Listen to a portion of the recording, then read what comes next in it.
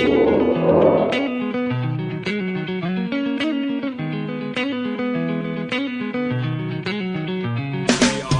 the Circle, NorthJerseySports.com's original multimedia series covering all things softball across North Jersey. We are back for another season. I am Corey Doviak, being joined by an originator, an original himself, a man who's been here since day one when this show started. It is now Season 6, Episode 1. He is Richie, a ball game Barton. What's going on, Richie B? Not much. I mean, just trying to be Mr. Softball. You know me. I do. Early in the season. Yeah, early in the season, quick games. But I've gotten to see some good teams, and we're going to be talking about one team, specifically talking to the head coach. We're going to be talking about in Bergen County, talking to about another team in Passaic County that is just on fire to start the year, and just can't wait to get going. Look at you. You're just such a seasoned professional with your segues, setting up the show that we have laid out in front of us tonight. We're going to speak to Diana Fasano, the head coach of the IHA Blue Eagles softball program, and they had an impressive showing this past weekend in an emotional setting in a tournament to honor the late Anthony Lareza, the former IHA head coach. So a lot of emotion went into that. A lot of good softball went into that. And I am looking forward to talking to Diana about the kind of softball that her team played, and then talking about our old friend Anthony, Richie B., who I miss greatly. I'm sure you do too. And we'll have some laughs with his memory and in his memory tonight. No doubt about it. I mean, Ant was, a friend to both of us. I mean, he wasn't just, a great softball coach in the area. He's a guy that we both knew well, a guy I hung out with a lot. He grew up right near me, and, it's still hard to talk about. But, we're along the right, and, he's still, just sorely missed. Sorely missed. His legacy lives on. And Diana Fasano is a great curator of that legacy, too. She invokes his name and his memory and his, Anthonyisms and all those other things throughout the course of the season. So it's a heavy burden that she's carrying, but she's doing, she's handling it with grace, and she's doing a great job. I mean, she's not dwelling on it, at least from, looking from the outside in. She's allowing her kids to play and be expressive in present-day softball, while also paying homage to Anthony's legacy. So she's balancing it all. We'll talk to her about it. But before we get into that, Richie B., let's talk a little bit about the local scene here. So much softball every year, it seems to come down to the same cast of characters. We have Ramsey as the defending Bergen County champion. You got your Indian Hillses, you got your Immaculate Conceptions, your IHAs, Ridgewoods. Bergen County specifically, but also on the larger North Jersey scene, the power programs seem to be gearing up again for another run. Absolutely. You never know in Bergen County. Teams pop up, out of nowhere every year, whether it's Bergen Tech last year or whoever. Right, but Bergen Tech last year. That was a good one. I think there's a big gap between Ramsey, IHA, IC, and the rest of the field. Can someone pull an upset? Yeah, of course, it's softball. It can happen on any given day. But I think from a talent perspective, top to bottom, those three teams are most likely going to be battling it out. You might have Indian Hills there. They're going to come along. Ramapo has really, come on strong. Bergen Tech has a bunch of people back, but Ramsey, IHA, IC, those are definitely the three teams to beat as of now, but a lot can change in the course of a month. Yeah, I mean, Indian Hills, it's, their pitching was dominated for 3 years by the same pitcher, so obviously, it's going to take an adjustment to the new person in the circle there for them. You did mention Ramapo, and we forget, Richie B. Well, we don't, because we actually had a Barton Challenge where we hit off the great Brittany Bianco all those years ago. But many people might not realize that Ramapo used to be the preeminent public school softball power program, and the former co-host on this show, Mark Aug, was an assistant coach on the Ramapo team. I think it was 6, 7, and 8, 2006, 7, and 8, that won 3 straight Bergen County championships. Still the only public school to do so. Ramsey with a chance to tie that this year, right? Isn't Ramsey 2-time defending champs? And they have a chance to tie Ramapo as the only public school to do it this year. I saw Augie a couple weeks ago, and he was saying, I'm just rooting against Ramsey. Not that he doesn't like him, but he wants to keep the Ramapo legacy intact. That's for sure. And he may join us later on, too. He's a little bit removed, Augie, from the softball scene. He's got 2 young kids, not unlike yourself, Richie B. You got 1. And, no longer coaching. So, yeah. But he is keeping up with the game, and we'll grab him as the season goes along here, too. And maybe we'll bring him on specifically if we have Joe Light on later in the season, because Augie and Joe Light, Richie B., like oil and water, but fun to listen to. Absolutely. That's a fun listen. Yes, absolutely true.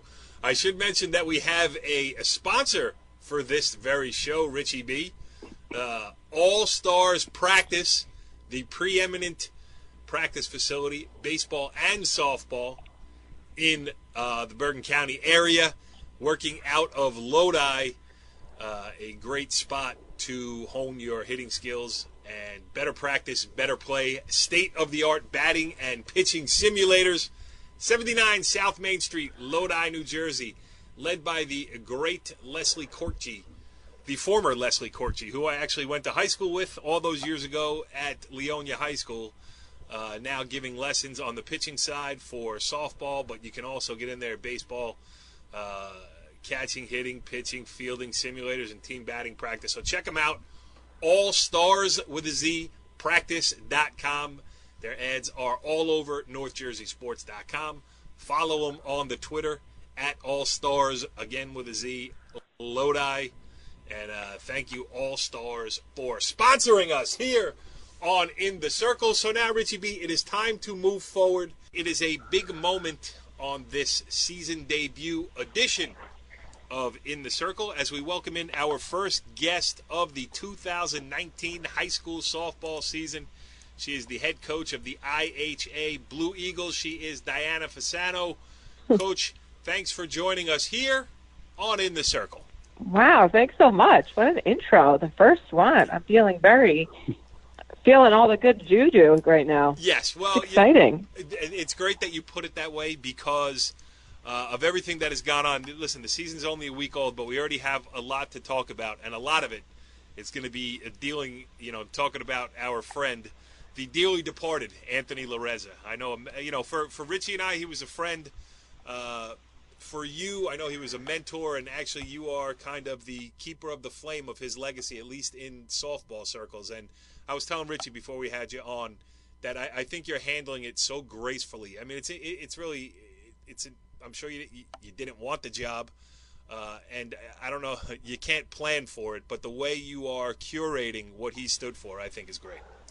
I appreciate that. It's funny. I just had this conversation recently. I think actually on Friday night we were at the steakhouse having a meeting before the NFCA kickoff classic this weekend. I sat with Joe Lareza and Joel Della Volpe, and we're all talking about how all of this stuff that we've been, like, just different stories. And we talked about his 50th birthday party, and a player parent asked me, "Hey, coach, do you ever want to be a head coach?" And I looked at him and I was like, "No, I never want to be a head coach." And Ant was sick at the time, but Ant was just looking there, and he just looked at me, and I was like, "No, this guy will be sitting here in this chair, and he can direct me, and I'll be doing everything that he needs me to do. I never want to be a head coach." But we know situations happen the way that unfortunately, how they happen. And, I felt like at that time when it was like a month before the season, like, is somebody else new going to come in? I never thought that could actually happen. And, then I've kind of found myself in the situation. I'm trying to do my best, in my own way. Somebody asked me a question like, recently, just at the same dinner, like, how do you handle it when you go from someone like, Ant? Everybody loves Ant. Everybody knows him and his personality. And I just remembered saying, like, I'm never going to be him, and that's okay. I'm going to be my own. And I feel like as long as you're genuine and doing, the kind of all the same stuff, but in my own way, hopefully I can continue that tradition of, excellence and stuff. So, I don't know. It's not been easy all the time, but every year I feel like it gets a little bit. I think just the way you put that answer, it tells everybody exactly what you're going through. And, I mean, really, it's tremendous. Go ahead, Richie. Yeah, I mean, it's I know that first year was grueling, to say the least, for those in the program and just to those who knew him. And I think you're, again, dealing with it gracefully and just wonderfully, to be quite honest. I appreciate that. Thanks. We're fans. Go ahead, Richie. Hopefully he likes me just as much, and he likes what he's seeing from from up there. So I know he's always watching. I know he's the way the kids are playing, and they continue. Even honestly, this group of kids, my seniors, they didn't even play for him. He passed away their freshman season before they even started. So it's even though that they might have not directly played for him, he's definitely like an active part in, of course, the whole program. And then you see players like, Reese Guevara. I see on Twitter comes through. She had a home run the other day or whatever. And, I immediately, I lump the two together. Like, Reese Guevara played for Anthony.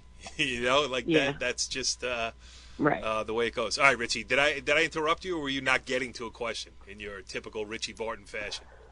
I'm sure I wasn't getting to a question, but now that we're here, I might as well ask 3 huge games for you guys right out of the gate. Beating Indian Hills in the opener, and then the Leadoff Classic. I mean, to beat Donovan Catholic the way you did, obviously that opened some eyes, but then, the very next day, you get a real adverse situation against a tough Morris Knolls team. Just kind of break down those games one by one and, how they were different, how you feel your team has grown through those 3 games. Yeah, well, I'll tell you, the first game was Indian Hills. And it was tight going. It was 0-0 going into the 6th. The 5th inning we got some people. We had bases loaded and we didn't push any across. And in the 6th, that's kind of. I told the kids. I said they were all like this whole spring, like preseason. They've been very comfortable, like having fun, very relaxed. I felt like we were pressing a little bit. I said, guys, we gotta have fun here. Like, we gotta relax a little bit. My lineup can hit, and I'm like, guys, we're just like, we're trying too hard in this situation. And then the 6th inning, it just kind of, we score. I think we score 5 runs.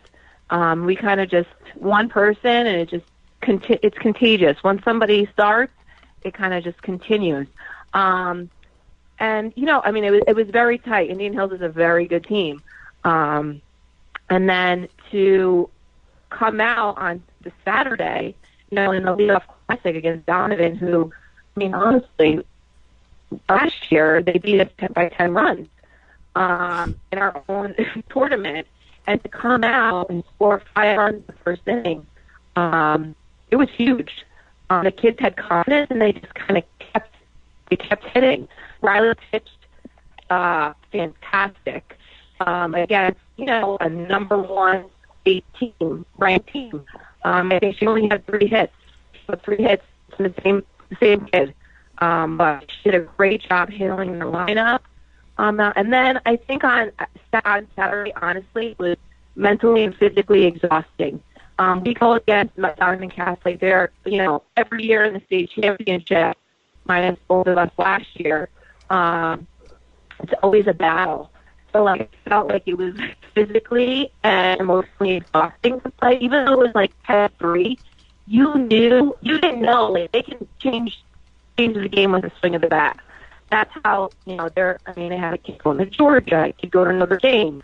So you could never really be on your heels, like, oh, we got this in the bag. That was never, we never got that feeling. Until the 7th inning, it was like, wow, we came out of that. So that was a great game. Sunday, we play Morris Knowles. We go ahead 4-0. And I think we were, to be honest, like all of us, I think we're a little emotionally tired, a little physical, maybe a little bit, coming off like that long game the day before. And, Morris Knowles is a different kind of team. Rather than, they're more like the bunter, sucker, trying to put the ball in play and being very aggressive. And they made that happen against us. So, again, it's early April, things that we need to learn, we need to work on. That's what this is all about. But to see my team battle back and to score 4 runs and go on to win, I mean, it really showed a lot of grit. So I'm super happy we had a great weekend to start it off. So I'm excited for 2019. Yeah, we've had some, good weather, which, you compare this to last year. This time, I mean, it's great to have, I've covered a couple baseball games. I'm going to get into the softball swing this week. But it's been nice that we've had some, warmish weather, and today notwithstanding, which is why we're doing the show tonight, because we're, Richie and I are like the Wicked Witch of the West. One drop and we're like start to melt and we get out of there because we're old. And we've been beating around these, fields for the last 20 years. So, but it's been great. We're off to a good start here. Let me ask you, the usual, Richie and I were also talking about before we came on the air, with the usual suspects here in Bergen County. You got 2-time defending champ Ramsey. You guys made a statement. Of course, Immaculate Conception is going to be in the mix. There's probably going to be a team that we're not talking about yet that we don't see coming that's going to take a couple of strides forward. I don't know if it's going to be pick any. Ramapo's playing better. Fairlawn is dangerous. A couple of Tenafly. I keep seeing them. They're taking. I mean, I just keep, I'm on the Twitter game of like following like all the teams and seeing who, and I'm like, oh, Tenafly is making a statement. I know they came out and won their first few games, and I know they had beaten Holy Angels, and I'd seen that, and I was like, wow, good for them. I mean, so they might be like the dark horse too. I don't know. I mean, it's a little early. It's only week 1, but I remember seeing that too. Yes, the great Jeff Kohler, the head coach of the Tenafly Tigers, Richie B. He puts himself right in the mix, Jeff Kohler. Basketball, first it was girls basketball, now it's boys basketball, then it's volleyball, and all of a sudden Jeff Kohler is getting Diana Fasano's attention, the IHA head coach, in the first week and a half of softball season. That guy's got to take a nap. I mean, does he ever just stop coaching? No. It's really unbelievable, but he's doing a great job so far. You're right. Diana doing a great job so far, but also it's the second week of April. What do you feel that this team needs to improve on? As your schedule is always tough. What do you feel top to bottom? I mean, you have balance hitting. Riley's been pitching well, but obviously there's some things you definitely want to take away.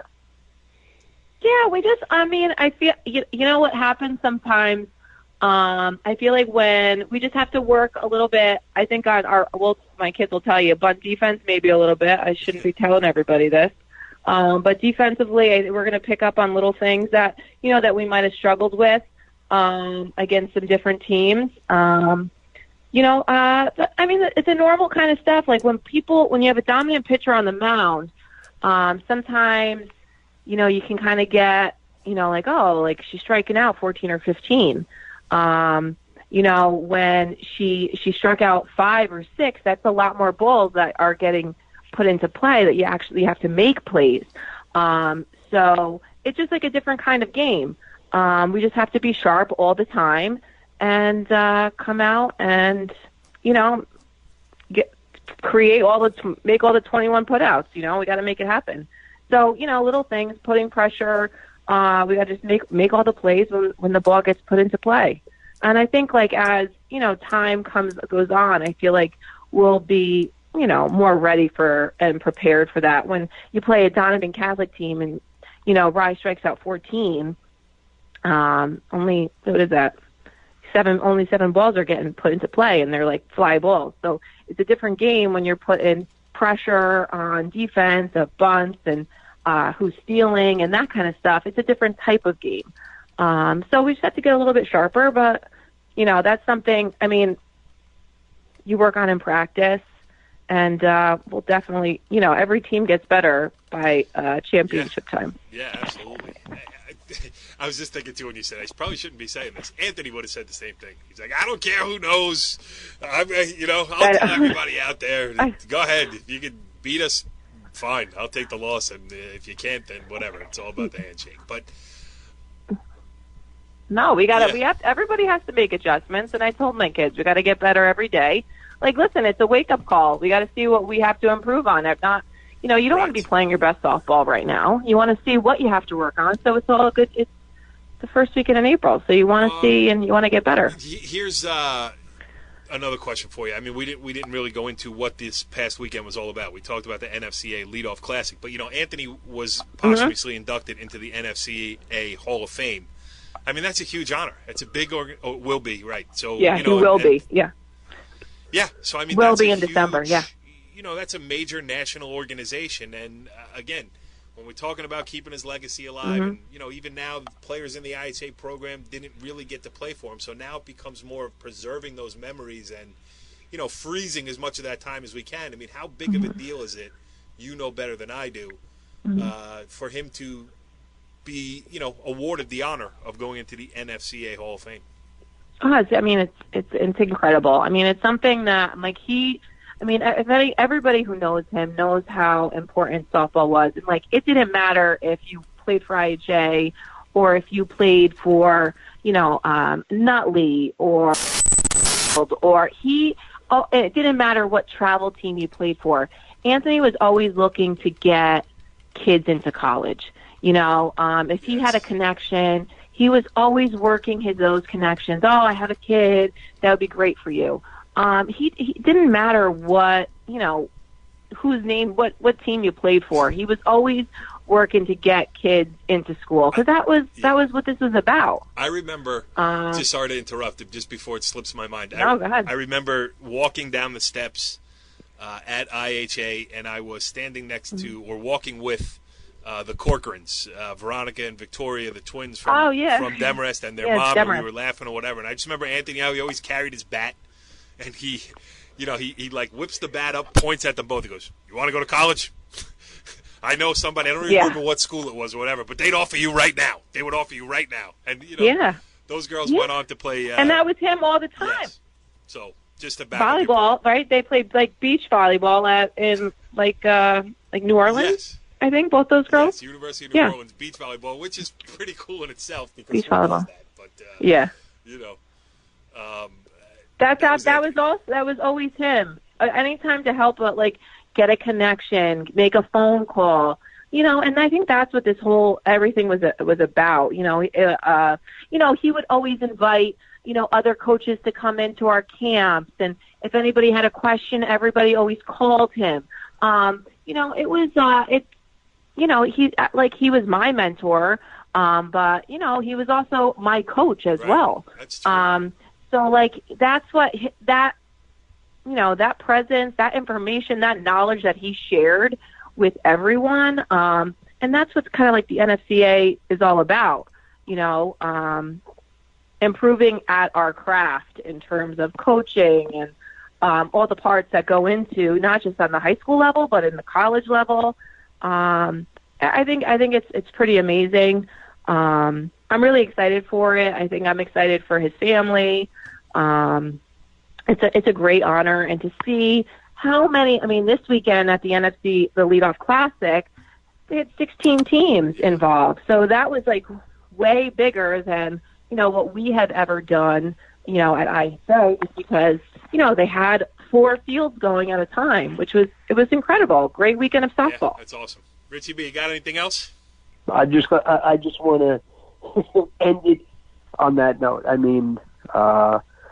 Again, it's a guy that was an incredible coach, an incredible guy. We miss him a lot in sports. Are you telling me when to end this interview with Diana Fasano, which was going so well until you just said, I want to end it right there? You don't get the nickname Mr. Softball by accident, buddy, all right? I am out there. I am out and about, seeing teams, making predictions. What more do you want out of me? It's so transparent, Diane. I'm just a guy who wants to It's so transparent. He acts like he's a champion of softball.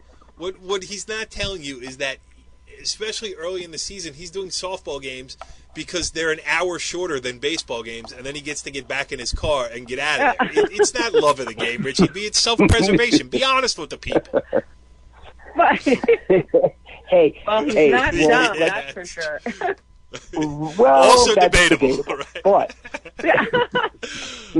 Diana Fasano, head coach. The game I covered on the game I covered on April 1st in each of the past 2 years, both of those games were 2 hours and 45 minutes. So maybe that's yes. Diana Fasano. Who'd you go out to see this week? Did you see somebody April 1st this year? Of course, of course, I saw someone on April 1st. We're going to talk about it later on the ball game. First of all, this is In the Circle. Oh, sorry. Well, this is In the Circle. I have my podcast mixed up. Jeez. What a mess. Let me let Diana out of here already. I've already started to give her exit speech 3 times already. Been cut off. I don't even feel like we're on a podcast at this point. I feel like we're just hanging out. This is where I say, we're just having a convo. Diana Fasano, thank you for joining us on this edition of In the Circle, and I apologize for subjecting you to this. Well, thanks so much. I had a great time. I appreciate it, and I hope to talk to you guys soon. Yes, we will see you soon. We will see some IHA softball, and good luck with this season. Softball's back. Thank you so Spring much. is here, and let's have some fun. Awesome. Thanks, guys. All right, Richie B. Great stuff there with Diana Fasano. We said it before she came on. We said it off the air.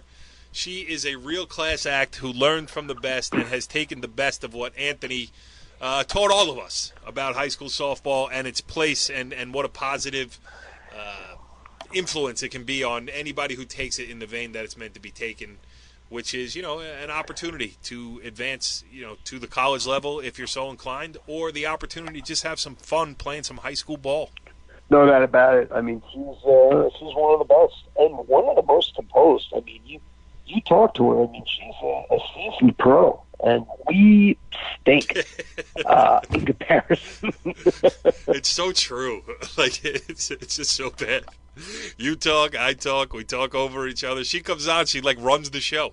Right. When you talk to someone who speaks so eloquently, it makes me realize personally that I'm a dope.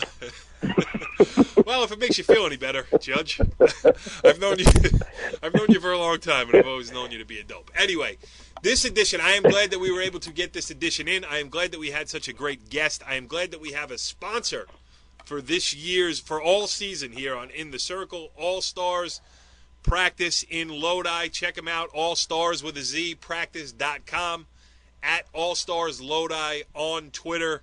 They're going to be the sponsor, the anchor sponsor, the presenting sponsor, the everything sponsor for us on this show this year.